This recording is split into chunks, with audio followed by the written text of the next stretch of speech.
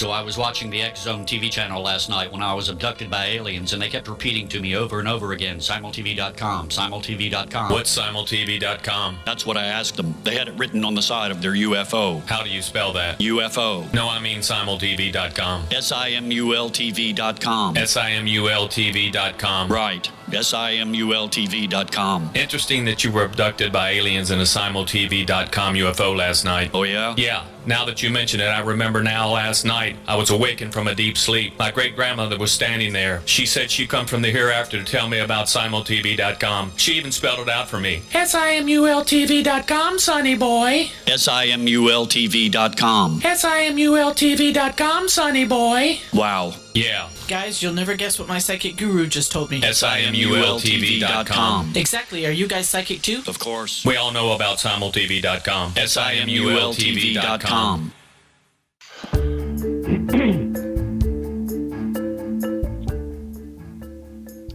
Hey everybody, welcome to Heart Radio Show with myself and my beautiful wife, Angela, and we're coming to you on the X Zone Broadcast Network, www.xzbn.net.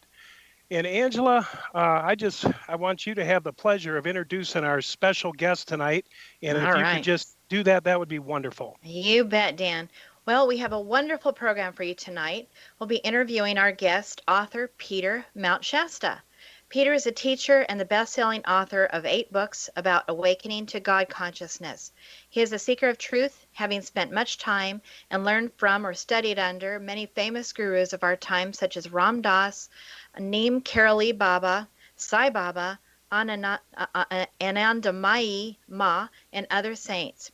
He has also studied with many Tibetan lamas. He had the experience of meeting Saint Germain, who appeared to him in Muir Woods near San Francisco and told him to go to Mount Shasta for further training, which he did. This eventually led him to Pearl Dorris and the I Am Sanctuary there, where he received his advanced training. He is now in the process of developing ways for greater self-mastery and consciousness in daily life. Welcome, Peter. Thank you, Angela. It's a pleasure to be with you. Thank you, Peter. I'd just like to correct one thing. I didn't get any teachings from the I Am Sanctuary in Mount Shasta. Pearl had been a student of Godfrey Ray King, who started the Saint Germain Foundation. And she dropped out after Godfrey ascended and was leading a quiet life in Mount Shasta. So Saint Germain sent me to study with her personally. Gotcha. Wow.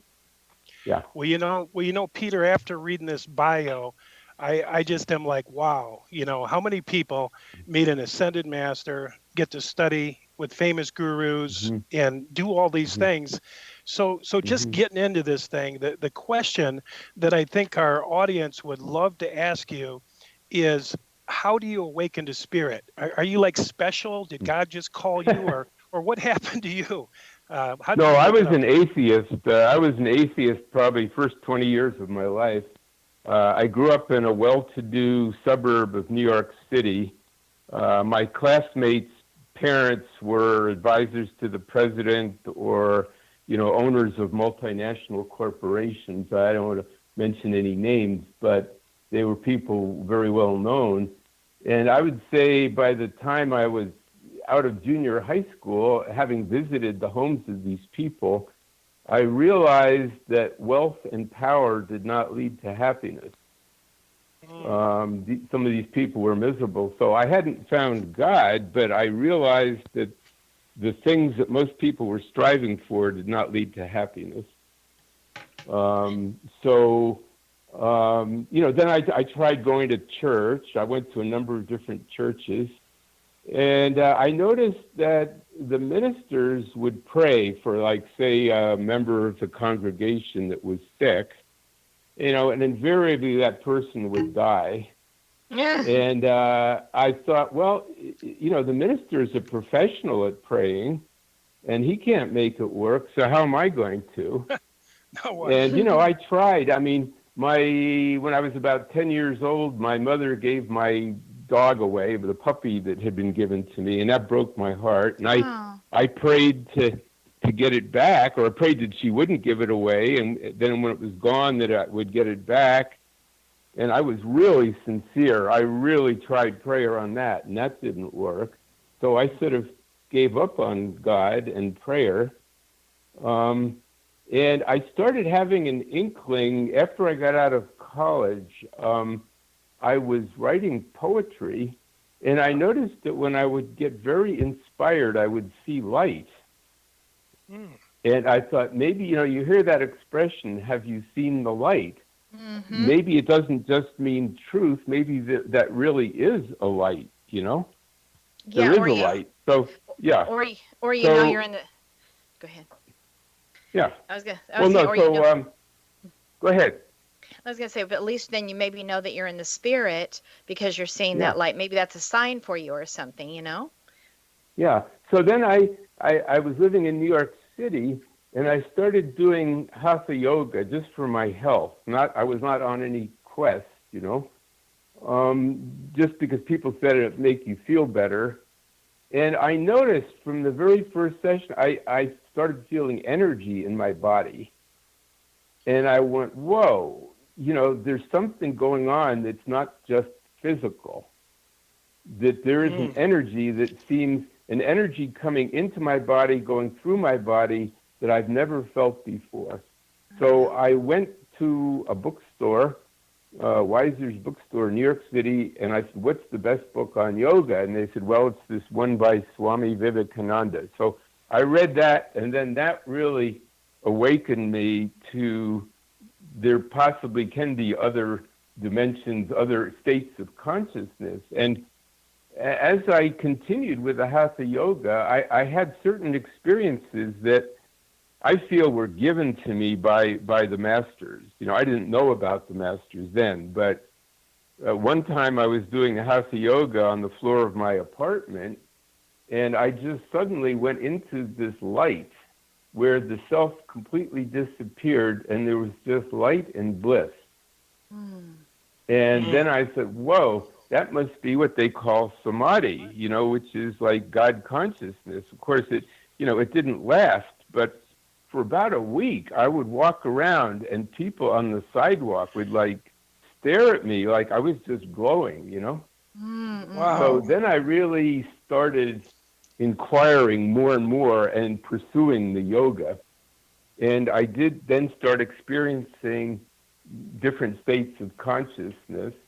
And I still didn't really believe that there was a God per se, like we think of the old guy in the beard on a cloud or something, or that there was anybody up there who really knew about me. But at least I began to accept the concept of enlightenment, that we were much greater beings than we knew, and that by meditating and doing yoga that we could become more what they call self-realized, realize more of our potential, that we're maybe only tapping into 2% of our potential, So that in turn led me, one day I was listening to National Public Radio, I think it was WBAI in New York, and they interviewed this guy who had been a Harvard professor.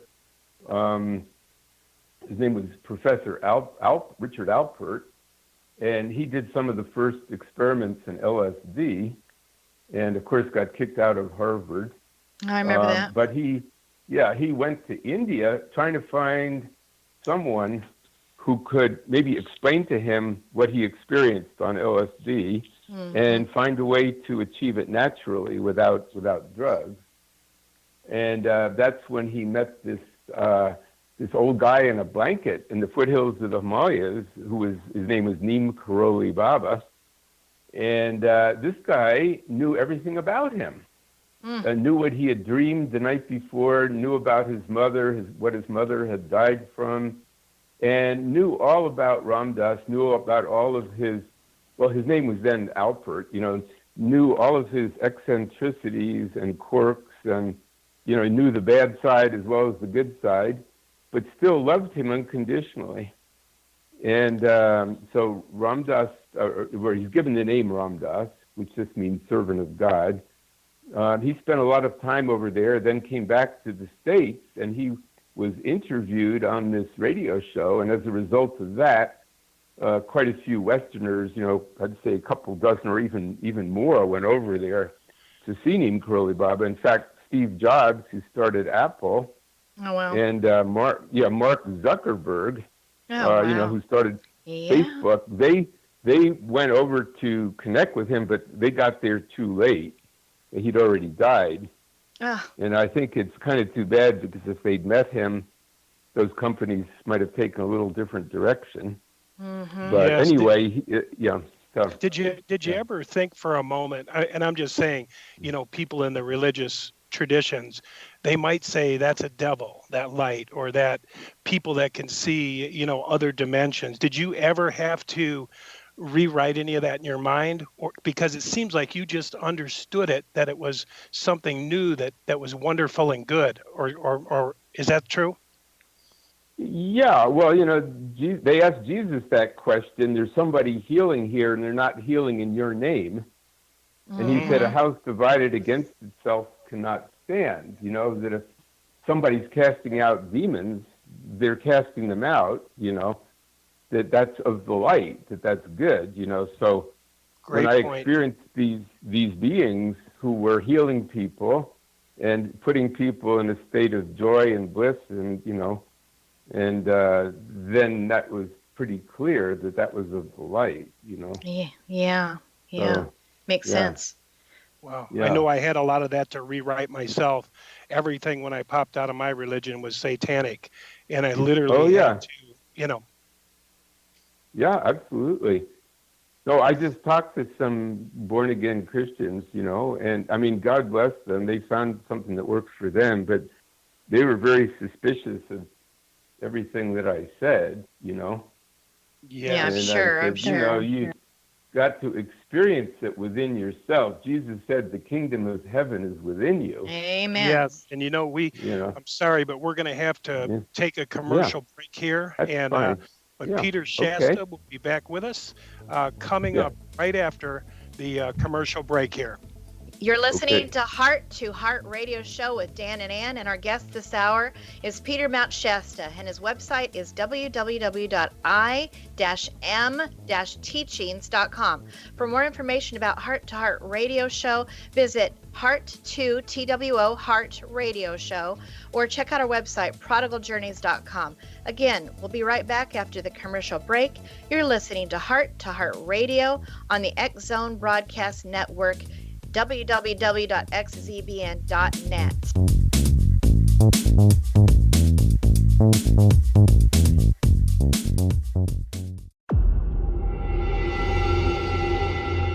Whether you're a skeptic or a believer, join me, Rob McConnell, as together we'll investigate the world of the paranormal and the science of parapsychology here on the X Zone Radio TV show on XZBN and the X Zone TV channel on Simul TV. Since 1990, the X Zone Radio TV show has been the place where people dare to believe and dare to be heard. Together, we'll investigate UFOs, aliens, ghosts, Bigfoot, psychic phenomenon, lake monsters, conspiracy theories, government cover-ups, the truth embargo, alien abductions, ESP, haunted locations from around the world, and so much more. With over 28 years of broadcasting and more than 4,500 individual guests, the X Zone is truly a place where fact is fiction and fiction is reality, as evidenced by the credibility, integrity, and professionalism of the guests that we bring to our international audience. If you have seen a UFO, had a close encounter, seen a ghost, Bigfoot, lake monster, or a story that you would like to share or have investigated, contact me, Rob McConnell, by sending me your email to xzone@xzoneradiotv.com, or you can call toll-free 1-800-610-7035, extension 143, and on Skype, X Zone Radio TV. For more information on the X Zone Radio TV show with yours truly, Rob McConnell, visit www.xzoneradiotv.com or www.xzonetvchannel.com or simultv.com and xzbn.net. Until next we meet here in the X Zone from our broadcast center and studios in Hamilton, Ontario, Canada, always remember, X Zone Nation, keep your eyes to the sky and your heart in the light.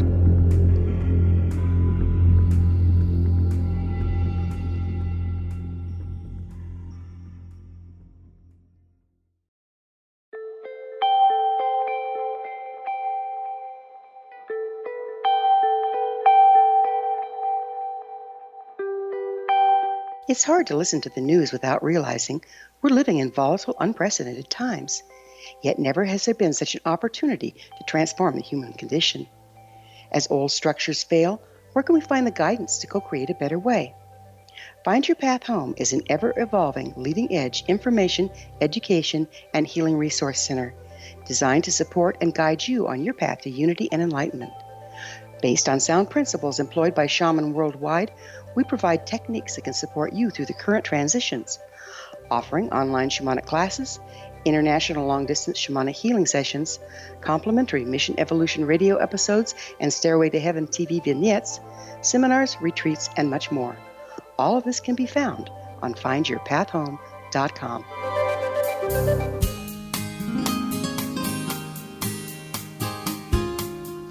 All right, we're back. Tonight our guest is author and teacher Peter Mount Shasta, and his website is www.i-am-teachings.com. And our topic tonight is finding God and being found by the masters. And, I just want to go into, another question, Peter, if it's okay. Sure. You went to India and you had a ton of experiences over there. And my question is, a lot of people think, and I'm just going to throw this out for conversation, but everybody thinks that's where the gurus are. That's where the enlightenment is in the East. And so what took you there? What took you to India? Well, I guess it was, I had done all of these studies while I was still in New York, and it seemed like that's where the teachings came from about how to achieve enlightenment. And then I heard Ram Dass interviewed, on the radio. And during the interview, it's just like this light hit me in the center of my forehead. And I felt that there was somebody in India calling me. So I went overland. I started like from London to India, hitchhiking, taking trains and buses and stuff, until I got to Afghanistan. Then the war broke out, the Pakistan-Indian War, so I flew the rest of the way. But I met these beings over there that are, did the kind of works that Jesus did. I mean, they didn't turn water into wine, but they could precipitate food out of the air. These are, this one guy knew that I'd been craving spinach. What the Indian food is usually very cooked, cooked to a pulp, and lots of spices in it and stuff. Oh, yeah. And after I'd been over there, I was just craving this kind of spinach that I used to get out of my garden. I just steam it lightly and put, butter on it and stuff. And just a nice big bowl of fresh spinach. So I was sitting, these people came up to me. I was sitting in the middle of this town thinking, I wonder what I'm doing here. This German couple came up and they said, our guru sent for you. He told us, go into town, there's a guy sitting there, bring him to me. So we walked up along the Ganges. Here was this guy sitting out on a little peninsula in the river, just wearing a loincloth, Yeah. And no fire, no belongings. And he just, the German people left, and he looked at me, and he just waved his hand, and there was this bowl of steaming hot spinach in it. Oh, wow. Smothered in butter, Oh. and a couple of chapatis, and he handed it to me. And, I didn't want to eat without him eating, but he wasn't hungry. He told me to eat. And, I met people, this Neem Karoli Baba. I was sitting there. I didn't want to play the guru game. I was not one of those people to do that. And I sort of sit near at the back, and I've been sitting there for weeks. And I thought, I've been here weeks. This guy doesn't even know I'm here. At that point, a banana dropped out of the air and landed in my lap. Oh my goodness. God. You know, there was nobody above me. There was no bowls of fruit around or anything. So that was kind of a little joke. And you know, I just met, and then of course around Sai Baba, he worked, I saw him work miracles too. He even made things precipitate right in my own hand. So there's no way you could fake that something would appear in my hand with my hand closed, you know? And so like this nectar, this is called Amrit. So that, you know, that's not the end of spirituality. That's just like showing me that these people knew something, that they had certain powers, you know? Yeah. But I guess what I experienced was a sort of a death of the ego, you know, which is kind of surrender of that my little self didn't really know anything. And that what was going to make me happy was not, you know, having a better car. I mean, I'd had a Porsche, which was about the best you could get, I thought. And that didn't make me happy. And going to wild parties didn't make me happy. And getting drunk didn't make me happy, or whatever, smoking cigars, you know. And then here were people in India were supposed to be suffering, right, because they were poor. And they had these beautiful smiles on their face. They seemed cheerful and happy. And with nothing, you know, because they'd found the spirit inside, you know. So that's what I wanted. I thought, wow, these people really are emanating happiness. There's light coming out of them. That's what I want. So I would stay in their ashrams or spend time with them and get little inklings. And, you know, of course, the key is not to depend on them. The real gurus don't want disciples. They want you to find the guru in yourself. So whether you call that Christ or whatever you call it, you know, it's the same thing, you know. So that became my focus, was to focus more of my attention inward, you know. Did you know all that before you got there, Peter? When you went over there, were you aware of the amount of miracles, spiritual teachers, and all the magic and things that were happening? Like you said, the things Jesus did and all these things. Were you aware of that, or were you just like in discovery continually? Well, no, I mean, I'd read the Bible stories, you know, from the New Testament, but, you know, all that happened thousands of years ago, you know, and it's hard to know what was true and what was Emperor Constantine added to it or took, you know, how it's been changing every year. Every time a new Bible comes out, the story's a little different, you know. So, but I think what opened me to this was reading Paramahansa Yogananda's autobiography of a yogi. Oh, yeah. That was the one book that almost everyone I ran into in India, I mean, all the Westerners had read, you know. And everyone was hoping to meet some of these yogis. I mean, each chapter is pretty much about a different yogi or teacher that he met that could work these kind of miracles, you know. And so people, of course, he was writing about things happened, you know, in the late 1800s, early 1900s, you know, pretty much. But people were hoping to have similar kind of experiences. And I was very blessed that I encountered some of these authentic yogis, you know, what they call them saints or yogis, whatever you want to call them, or siddhas. That's people that have some kind of realization that showed me these things are real, you know. But the funny thing is, you know, this guy that precipitated the spinach, he didn't want me to follow him. In fact, he never spoke to me.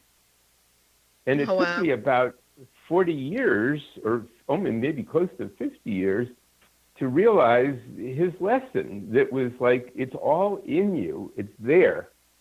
You know, I'm showing you that these things are possible, but this is not where it's at. Would you say that's would you say that's the teaching of most of the masters over there? That they tell you to go inside, they don't want to be followed? Well, the real ones. There's some obviously trying to attract Western followers and get rich and have girlfriends and so on like that. That's kind of a big thing now, but the real ones don't really care about they really care about you and your development, and that may entail sending you away, which is a experience that I had. And Krishna Das, you may know him, he sings a lot of Indian chants. He's very popular, and the same guy, Neem Karoli Baba, sent him away also. You know, these were people wanting to just spend time sitting at his feet, and he wouldn't allow that. You know, he'd just disappear every now and then, or he'd send everyone away, and then people have to find out where he was and then gather again and sit at his feet some more, you know. But it's funny because, well, after not seeing him for 50 years, he came to me recently in a dream, like on my birthday. And, you know, I'm always wanting to leave my body and go to these bliss realms, you know. And he told me, don't do that. You've got work to do here. And it seems like ever since then, I've been very busy, you know, talking with people. You know, I just wanted to say something, Peter. You know, I've just kind of noticed over the years that people who either have been very, very through a lot of anguish and a lot of real difficult, painful situations will find their pathway to God. And then likewise, people who've been raised in a situation where there was a lot of wealth or a lot of, you know, Angela, I hate to say it, but we're going to have to take we're going to have to take commercial break, but we'll be right back with author, teacher, Peter Mount Shasta. And our topic tonight is on finding God and being found by the masters. All right, you're listening to Heart Radio Show with Dan and Ann, and our guest this hour has been Peter Mount Shasta, and his website is www.i-mam-teachings.com. For more information about Heart to Heart Radio Show, visit hearttoheartradioshow.com or check out our website, prodigaljourneys.com. Again, we'll be right back after the commercial break.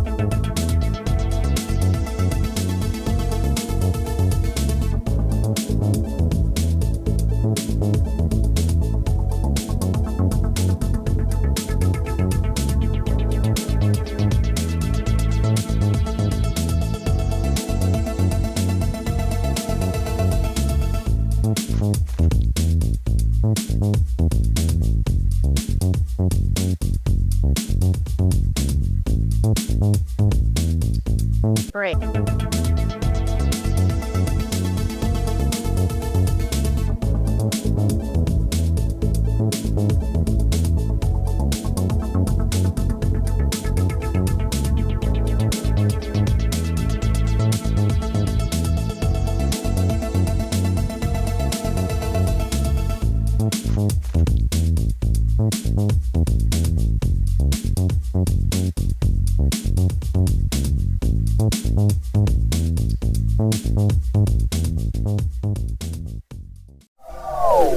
They are here, and they've been here for thousands of years, making their presence known in the shadows. They might be seen by a lonely motorist on a deserted road late at night, or by a frightened and confused husband in the bedroom he is sharing with his wife. But who are they? What do they want? Why are they here? Perhaps most concerning, has the government been aware of their presence all along? The new book by Elie Marzulli, UFO Disclosure, the 70-year cover-up exposed, delves into the world of UFOs. Can full disclosure be soon?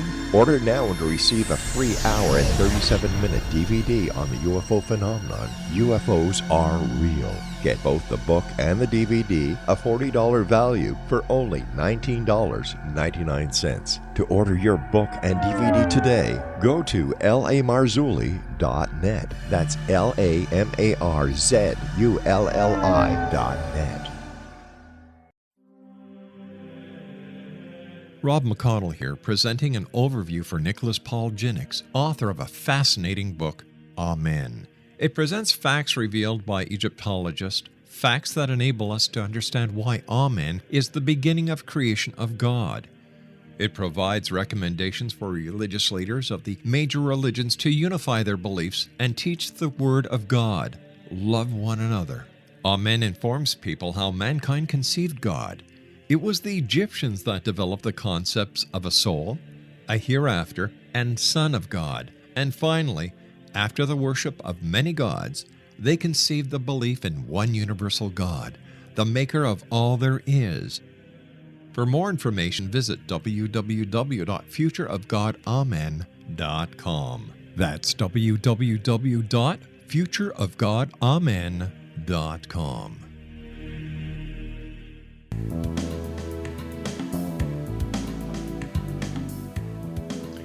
All right, we're back. We've been talking with our guest, author, and teacher, Peter Mount Shasta, and his website is www.i-am-teachings.com. And we've been discussing the process of finding God and being found by the masters. And Peter, we're just so glad you're here tonight. We appreciate everything you're sharing with us and these real experiential stories. And here's what I want to ask you tonight. This is a question you've probably been asked by a lot of people. And the question is, how did you meet Saint Germain? You met an ascended master, or he met you, or whatever happened, but how did that happen? Well, like I said, I've been in India, and in fact, I even went back a second time.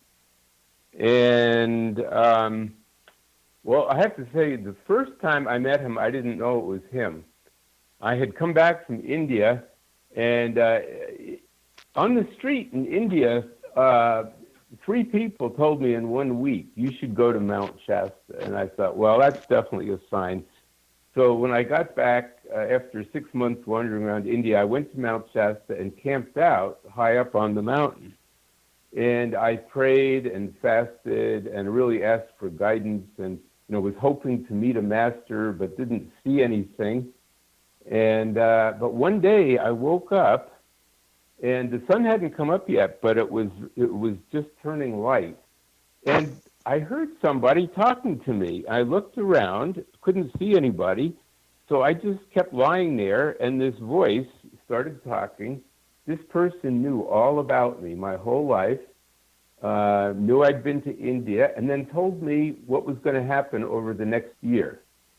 And I didn't like anything he said. He said I was going back to India, and I didn't want to go back because I'd gotten sick, And then he said I was going to sell my farm upstate New York near Woodstock. I didn't want to sell that. It was a beautiful place. Then he said I would move to the town of Mount Shasta. Well, back then, that was a real redneck town. There were just loggers there, and anybody with long hair, they'd stare at you, and there were signs up on the main street, no hippies allowed, things like that, So I didn't like anything he said, and the last thing he said was, take the name of the mountain as your name. And I went, no way, I'm not going to do that.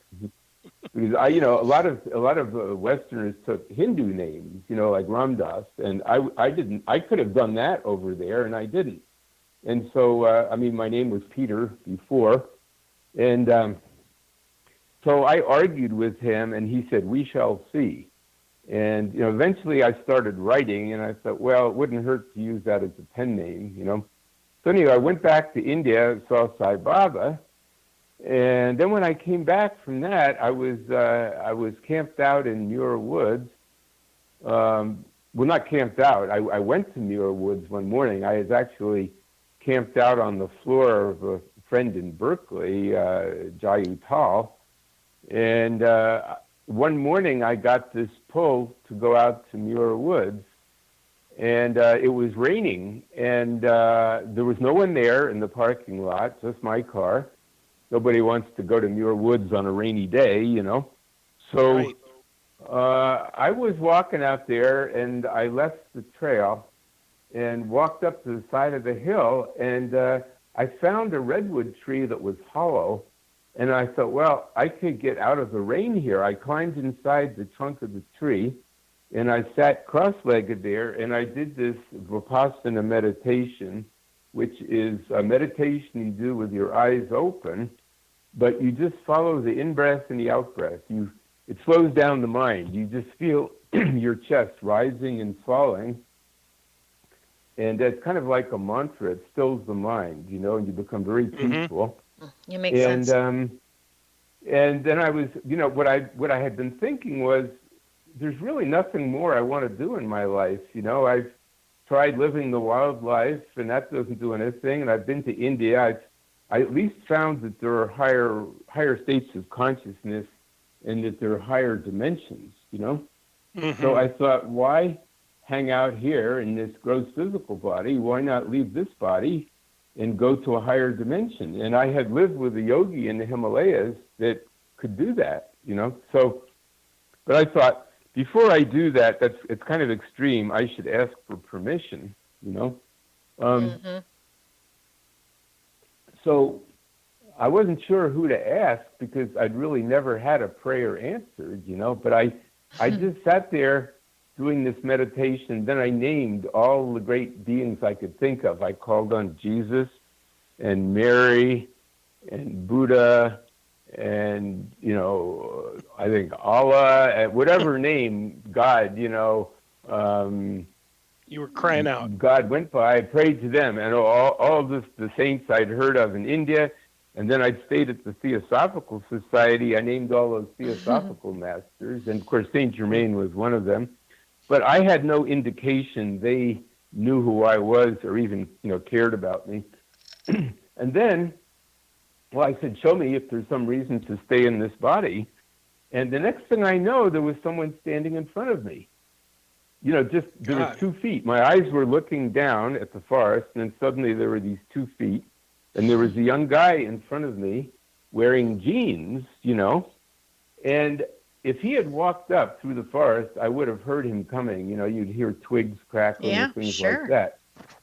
But he didn't walk up. It's just there was no one there, and then suddenly was there, and he knew my name. He said, Peter, I've been sent to answer your prayer. Wow. And he said, you have finished enough of your karma so that you can leave the earth if you want. And I will help you, but before you give me your answer, I want to show you something. So he touched my center of my forehead and took me out of the physical body. So I look back, there is my physical body still sitting in the tree, and I'm in another body, looks just like the real body, or the physical body, but it was a little bit finer substance. So he put his arm around my shoulder and took me above the earth. And wow. So then I found myself in this realm where beings existed as balls of light, but emanating rainbow colors, and they were in a state of bliss. So it was really like going to heaven, I mean, I didn't hear angels with harps or anything, but these beings were in just ecstasy. And I thought, this is it. This is where I want to be. The love was overwhelming. And then he sort of smiled. And then I started hearing this crying coming from someplace, like great suffering. And it was very annoying. I tried to shut it out, but it got louder and louder. And I finally looked down, and I saw the earth below me, just a small blue ball. And I saw that the crying was coming from the earth. And this man said, this is what the masters hear all the time. This is the suffering of humanity. And without thinking, I said, oh, I want to go back and help out. And he said, well, you made the right choice. Now we'll be working closely together. Oh. And he said, I want you to go to Mount Shasta. The first person you meet there will tell you what to do next. And then the next thing I know, I was back in my physical body, and this man was standing in front of me. And of course, by now I realized this was no ordinary person, And he said, now I'll show you who I really am. And he took a few steps back, and he turned into this master wearing a white robe. Oh, wow. And I recognized Saint Germain from the pictures I'd seen at the Theosophical Society. And then he just faded out, Well, I felt like I'd been hit by lightning. I mean, I was so energized. I went back to my car. There was still no other car in the parking lot. And went to Mount Shasta, and I went to this place called the Breakfast House there. It's not there anymore. But, again, there was a sign up in the door that said no hippies allowed. And I was wearing these white pajamas, and I had a, necklace and long hair and stuff. And it was like the scene from Easy Rider, that film, like people just stared at me when I went in. But a young guy came up to me and he said, you're supposed to see this lady by the name of Pearl.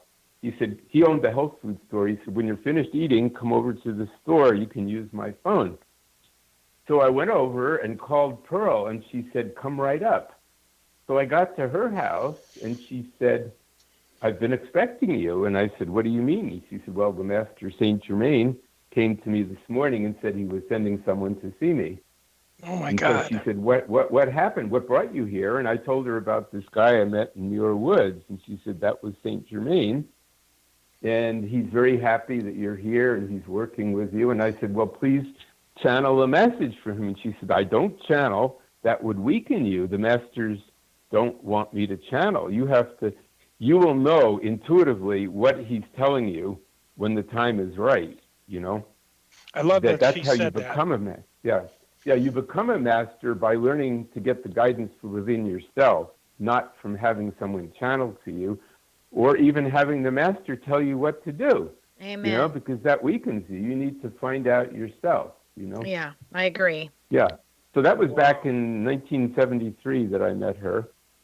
And like I said, she'd been a student of Godfrey Ray King, and she had many amazing experiences also. In fact, I have her biography out now, Lady Master Pearl. All right, hold that thought there, Peter. Okay. We're going to have to take a commercial break. But Sure. when we come back, we're going to continue our discussion with Peter Mount Shasta. All right, you're listening to Heart Radio Show with Dan and Ann, and our guest this hour is Peter Mount Shasta. His website is www.i-am-teachings.com. For more information about Heart Radio Show, visit hearttoheartradioshow.com. That's a TWO there, or check out our personal website, prodigaljourneys.com. You're listening to Heart Radio Show on the X Zone Broadcast Network, xzbn.net, and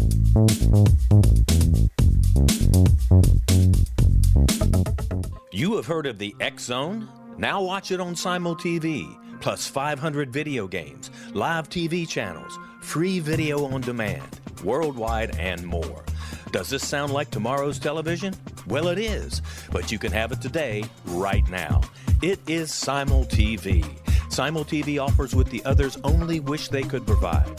15 exclusive channels like X-Zone, Sci-Fi, and Horror. We are worldwide. No other provider offers that. 500 built-in video games. No need to have an extra expensive system. We have them included. Free video on demand. Live streaming events from around the world. Interactive online network, and much more. Tomorrow's TV today. Simul TV. Sound too good to be true? Well, it's not. You can have Simul TV today. Sign up at simultv.com. Do it today. They are here, and they've been here for thousands of years, making their presence known in the shadows. They might be seen by a lonely motorist on a deserted road late at night, or by a frightened and confused husband in the bedroom he is sharing with his wife. But who are they? What do they want? Why are they here? Perhaps most concerning, has the government been aware of their presence all along? The new book by Elie Marzulli, UFO Disclosure, the 70-year cover-up exposed, delves into the world of UFOs. Can full disclosure be soon?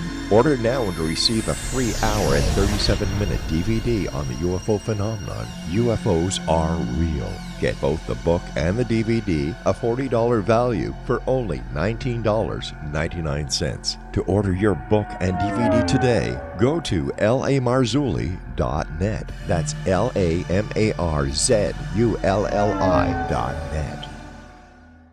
So I was watching the X Zone TV channel last night when I was abducted by aliens, and they kept repeating to me over and over again, simultv.com, simultv.com. What's simultv.com? That's what I asked them. They had it written on the side of their UFO. How do you spell that? UFO. No, I mean simultv.com. simultv.com. simultv.com. Right. SIMULTV.com. Interesting that you were abducted by aliens in a simultv.com UFO last night. Oh, yeah? Yeah. Now that you mention it, I remember now last night I was awakened from a deep sleep. My great-grandmother was standing there. She said she come from the hereafter to tell me about simultv.com. She even spelled it out for me. SIMULTV.com, sonny boy. SIMULTV.com. SIMULTV.com, sonny boy. Wow. Yeah. Guys, you'll never guess what my psychic guru just told me. SIMULTV.com. Exactly. Are you guys psychic too? Of course. We all know about simultv.com. SIMULTV.com.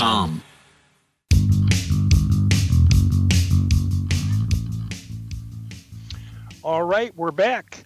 You're listening to Heart Radio Show with Dan and Ann. And our guest this hour is author, teacher, Peter Mount Shasta. And his website is www.i-am-teachings.com. And we've been discussing tonight the process of finding God and being found by the masters. And Peter, I don't know if you want to continue with the story of meeting this lady and continuing on there, or combine it with the thought of the challenges, that people are facing today, finding their spiritual path.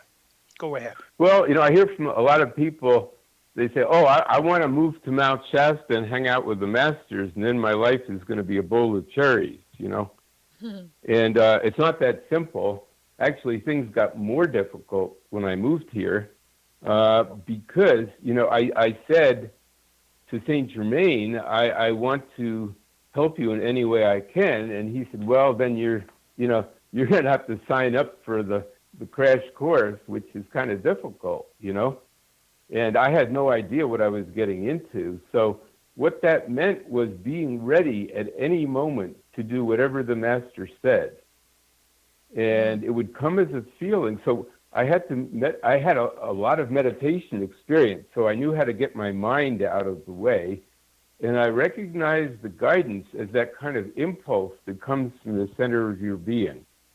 And that's really what Pearl taught, was how to feel that, And it's sort of really getting in touch with the mother principle. We're so used to doing things with the will, saying, I will this, or I'm going to decree this, or, do these affirmations and get that. But the mother is more like the acceptance of that light within. It's that sensitive tuning in process where you're sort of nurturing the inner self, Is it different from my will be done, and I'm just throwing this out. A lot of people say my will be done, affirmations, and then there's thy will be done. Is it surrendering into thy will be done, or is it I'm going to make it happen? Okay. No, absolutely, thy will. That was the big turning point I went through that first year. I saw that through my own will I could make stuff happen, but then, I'd find out, well, that isn't really what I want. That's not what makes me happy. I wanted to live in a cabin by a stream in a little remote valley, where I could meditate and have a garden. And, so I did the affirmations and the visualization. Someone came in and offered me this cabin. It was, about a 45-minute drive from Mount Shasta. It was out in a little valley. And I didn't have to pay any rent. They gave me a beautiful little cabin. There was a stream going past it, and there was a beautiful garden. Wow. But after a while, I started feeling I need to be closer to Mount Shasta, where Pearl is, because I was supposed to be studying with her. So I finally, after about 2 weeks, I left that place, moved into Mount Shasta. And there were a few times when I just said, I'm going to make something happen, and I did these decrees, and it did happen. But then I found out later that wasn't really the best thing to do. It caused complications, So at one point I sat down and I just said, okay, thy will be done through me, in me and through me. Yeah. So make my will one with the divine will. Yes. And so then that's where the tuning in comes in, to tune in and feel what the divine will is. And, the mind hears all kinds of voices, I mean, you hear stuff you read, you should do this, you shouldn't do that. You hear the voices of your friends or your parents or the news broadcast or whatever. But and so those voices are going all the time. But when you get the feeling inside, it's more of a feeling, and a voice can go with it too. But you have to test it. So you test that by saying, I am being shown the right thing here. And if you go in the direction of what you were shown and it feels good, then that's the guidance. If it starts to feel bad, then that was just your mind, Oh, yeah. So I That's a keep compass. testing. Yeah. Yeah, and I was put through some severe tests, like, you tell someone, they invite you over for dinner, and, they're cooking a nice dinner, and on the way, you suddenly don't go there, go this other place, and then you have to call them up and apologize and say, I'm so sorry, I can't make it tonight. And they say, yeah, but we invited these people to meet you and cook this nice dinner. Oh, boy. I mean, that's a real test, That's a real test. And I made some enemies that way. In fact, I even had to walk out of a wedding of my cousin, and I was part of the wedding party because you have other work that you have to go someplace. This was in San Francisco, and I just started walking. I didn't know where I was going, but I was really following, like someone had me right by the center of my chest and was pulling me along, Oh, wow. And suddenly I looked up, and there was a guy crossing the street that I'd met in Mount Shasta a few months before, and he looked up, and he said, thank God. He said, I've been praying to Saint Germain for help. And I have been praying to Saint Germain, show me what I'm doing here. I'm going to be in a lot of trouble not going to this wedding. Yeah. And he said his wife had just left him, and he was going home to commit suicide. Oh, my God. And he said he was praying to Saint Germain to send someone to help him if he wasn't supposed to kill himself. So I went back to his apartment with him and talked to him for a couple of hours, and he finally got out of that depression, and thank God. So again, that was I had a number of tests like that showed me if you can follow that, disregard all the human appearances, then something wonderful can happen, Yeah. Yes, of course, those members of my family were not too eager to talk to me again for a long time. But, what was amazing was I said, look, I didn't go to the reception or the wedding or the reception, but I saved somebody's life, and they sort of really believed me, Oh. Yeah, that's amazing. So, But, Peter, could I ask you a quick question? Yeah, Sure. there's a lot of people out there, and they want what appears you have. They want that connection, and they're striving for it. They're like, I got to get to India. I gotta meet Saint Germain. Why won't Saint Germain appear before me? What would you say to these people that are hungering and thirsting? Maybe they're burnt out of their religious connection, and they say, I want to feel that connection Peter had. What would you tell them? I mean, they're dying to know the truth. Yeah. And be connected. Well, it's not, you don't have to go anywhere. Don't have to go to India. Don't have to come to Mount Shasta. God is wherever you are. And God hears your every thought and prayer. And the masters hear your thoughts and prayers. So it's really, lately I've been connecting with a lot of people who were very sincere. They started out, 30 years ago studying the work of the masters, They might have been Theosophists, or they joined the Summit Lighthouse, or they're, and they're suddenly realizing now they're like 60 years old, and they've never seen a master. No. And they realized they were told that if they did this, they would ascend. They would the physical body would never die like Jesus. They would go straight to heaven. And then they're realizing that their friends are dying and they're not ascending, that we know of.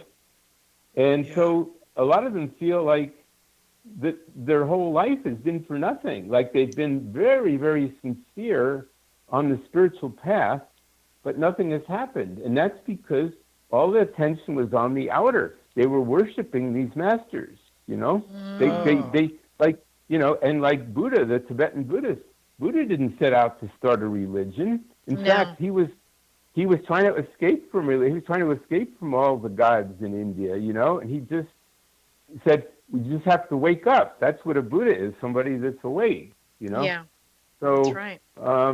But then again, they've made a religion out of that. So they've made a religion out of the ascended masters.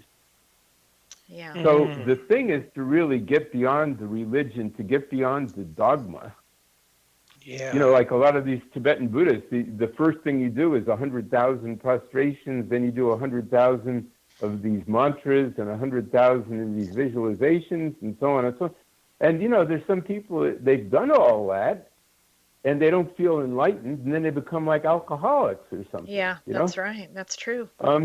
So the key is really in the meditation, to go within. You can call it whatever you want, but the Vipassana, just observing the in-breath and the out-breath, or just trying to visualize the light within, or even just feeling your connection with humanity, what's called karma yoga, doing good for others. Like go out in the street and feed people, or people who are homeless because of the fires in California. Go out and help them. Or, just do some volunteer work and feel that these people are part of you, just to do it with an open heart. It's really developing the heart. It's the heart that gets enlightened. It's the heart that has the experience of the masters. It's not the mind that studies all this stuff, which master is on which ray and who's their twin ray and all that. Oh, yeah. Oh, yeah. Well, beautiful. Well, we're going to have to wrap it up, Peter. And I just want to tell you, thank you so much for coming on. And it was wonderful. And you have a lot to share. And what I love about you most is your humility. You've had some experiences most of us would just dream of having, and meeting people that we've never met. But you're just so awesome. So thank you. Amen. Well, thank you so much, Angela and Dan. It's been a real pleasure. Absolutely. Hey, listen, we got to go. For more information about Heart to Heart Radio, visit hearttoheartradioshow.com or our personal website, prodigaljourneys.com. You've been listening to Heart Radio Show with Dan and Ann on the X Zone Broadcast Network.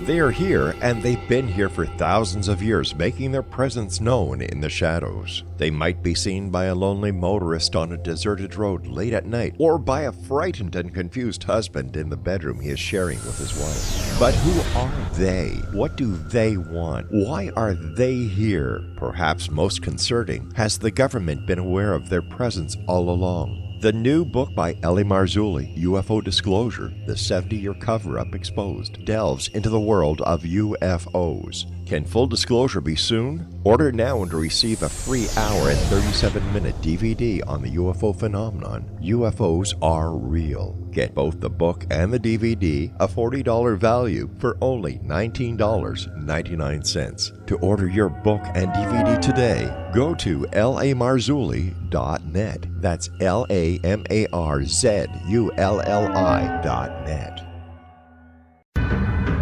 If you are looking for a safe, zero-calorie, natural option to the harmful artificial sweeteners on the market today, Just Like Sugar is what you're looking for. Just Like Sugar is a wonderful natural alternative for those health-conscious people who choose a calorie-restricted diet with a great, pure, sweet flavor that tastes just like sugar. Just Like Sugar is a great natural option for people suffering from diabetes and may be useful in restricted diet programs where standard sugars are not allowed and does not cause a laxative effect of some other sweeteners.